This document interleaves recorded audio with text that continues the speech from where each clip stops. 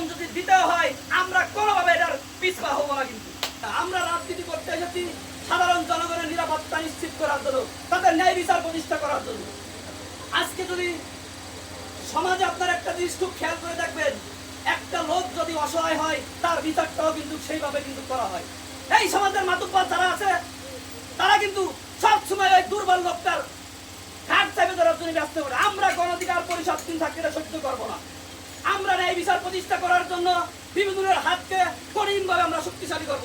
আপনারা আমাদের আগামী যে নির্বাচন, এই নির্বাচনে নড়াইল জেলা আমাদের ইরাকের যে প্রার্থী হবে সেই প্রার্থীর নাম লায়ন মোহাম্মদ নুর ইসলাম, আমাদের সম্ভাব্য প্রার্থী।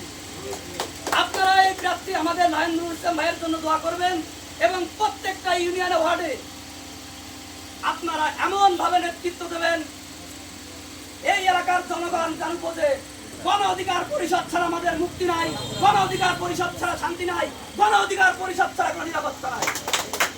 এই বলে আমি আমার বক্তব্য এখানে শেষ করছি। আপনারা আমাদের দলের জন্য দোয়া করবেন, আমাদের দলের নেতাকর্মীর জন্য দোয়া করবেন। আমরা যেন আগামী সংসদে সংখ্যাগরিষ্ঠতা অর্জন করে ওই সংসদে এই দেশের মাধ্যম জনগণের জন্য কথা বলতে পারি। এই বক্তব্য রেখে আমি আমার বক্তব্য এখানে শেষ করছি। সবাই ভালো থাকবেন, সুস্থ থাকবেন। আল্লাহ হাফেজ।